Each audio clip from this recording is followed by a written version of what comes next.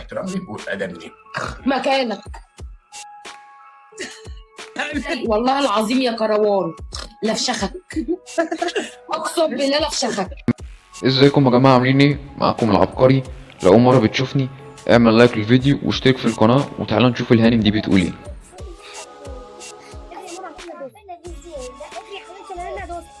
طبعا دوسة لما بتتحر زي ما انتوا شايفين بتنزل فيديو وتقول انا حرانه بزياده، وبتستعطف المتابعين ان هم يشغلوها على المروحه نصفي ذهننا ونصفي نيتنا عشان نخلي نيتنا وحشه، هي بس حرانه. دوسة برضو عندها مشكلة ان هي لما بتعوز ترقص بترقص في اي مكان، بترقص في الشارع، بترقص في البيت، بترقص في اي مكان. فهي لو هبت في دماغها ترقص هترقص وخلاص. طبعا اللي ما يعرفهاش، دوسة هي فنانة كبيرة قوي، رقاصة معروفة. لو انت ما تعرفهاش انزل بس شارع الهرم والف من يدلك عليها. هنا دوسة كانت هتورينا حاجة ولكن رجعت في كلامها. اول حكم يا بيبي.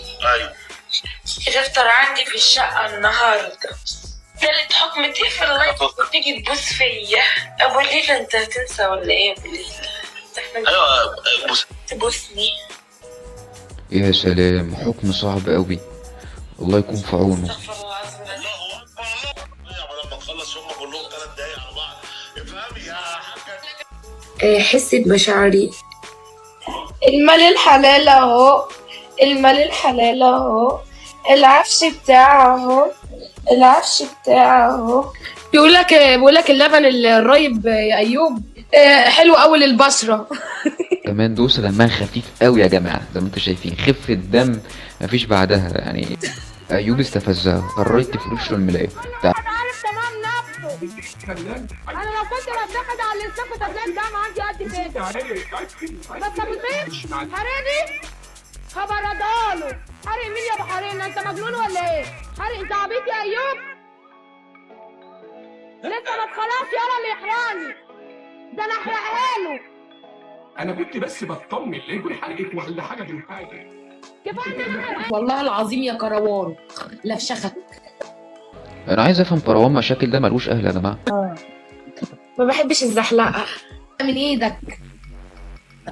يا كروان الجمله دي لو نزل لك فيها سقط هحط لك طيبه قلبي في التلاجة. وده سؤال برضه انا بفكر فيه، هو طيبة قلبها هتدخلها ازاي في التلاجة؟ بتخش ممكن تخش. انا اعتقد لو حبت تخشها باب التلاجة ما يستوعبش الحجم ده، وطيبة قلبها كبيرة قوي على التلاجة اعتقد. ماشي قلت لك طيبه قلبي في التلاجة. لا صباع الجوز ده انت اللي بتاخده مش انا. لا انت كده بقى بتتعولق. انت كده بقى بتتعولق. فبقى خلاص يبقى طب هي هتتعولق اكتر من كده؟ عايز علقيه؟ انا ممكن اتعولق معاك. ما بلاش ما بلاش ما بلاش من تحت يا ملك. اصل انا لابسه هنا رضوى شريف هي بس كان حست في حاجة بتاكلها فقررت ان هي تهرش بدون اي مشاكل، يعني هي بتهرش فالحركة عفوية خالص، مش عايزين ان احنا نظلم دوسة. لا كده شكلنا فعلا ظلمناها يا جماعة، الست حرانة بزيادة وزهقانة فتهرش براحتها بصراحة. استغفر الله العظيم. ربنا يتوب علينا من الاشكال الوسخه اللي احنا بنشوفها كل يوم. ربنا يعرف بجد على حسب نيتي مش على حسب